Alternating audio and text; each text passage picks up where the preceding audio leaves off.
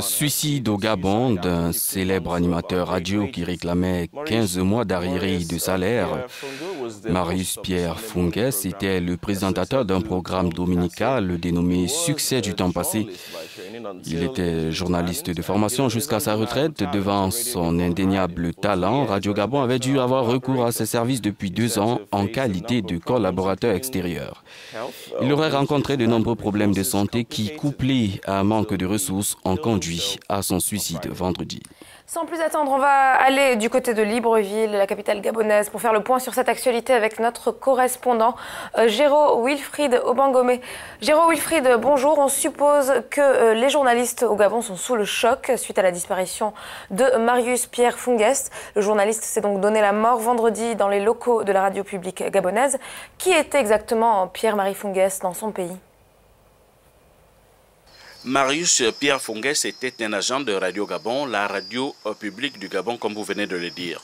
Employé de cette radio depuis 1971, à la soixantaine, il animait une émission bien connue des auditeurs gabonais, l'émission Succès du temps passé. Il était aussi lecteur des avis et communiqués, une chronique diffusée 2 fois par jour sur les ondes de Radio Gabon.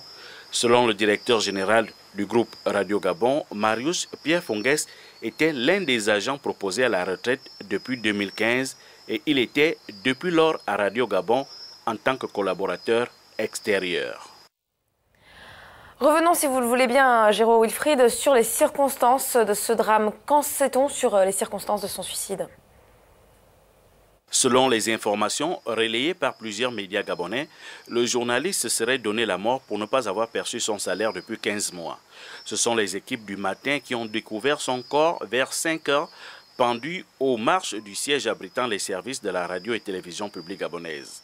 Mais dans les couloirs de la radio, il se relaie que l'animateur se serait donné la mort drapé dans la bannière nationale vert, jaune et bleu parce que, selon une lettre découverte par ses collègues qui ont découvert le corps, il vivait des moments très difficiles. D'aucuns affirment que depuis 3 ans dont il aurait dû bénéficier de sa retraite, il est mort sans avoir touché un rond. D'ailleurs, le directeur général du groupe Gabon Télévision explique sur les colonnes du journal en ligne Gabon Review, je cite, « Je suis venu, j'ai vu le message, entre autres, il est poignant, il en dit gros. Adieu la misère, adieu l'ingratitude des hommes. Ma vie a commencé ici, elle s'achève ici ou elle se termine ici », aurait écrit Marius Pierre Funges dans une lettre découverte sur lui. Pour terminer, Géraud Wilfried, comment ont réagi les responsables de la radio nationale gabonaise après cet acte de désespoir ? En attendant les résultats de l'enquête, pour les autorités de Radio Gabon, le temps est au recueillement pour rendre un vibrant hommage à cet homme qui a servi pendant plus d'une 40aine d'années son pays. Merci à vous, Géraud Wilfried Obangomé, pour toutes ces précisions.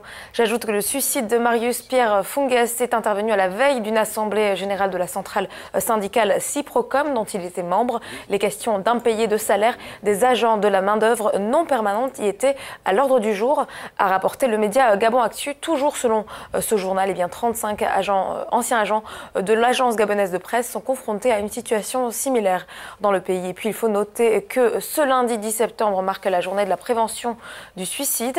À l'échelle mondiale, on estime qu'un suicide a lieu toutes les 40 secondes et une tentative toutes les 3 secondes, ce qui correspond à 1 million de suicides chaque année. Des statistiques qui méritent d'être notées.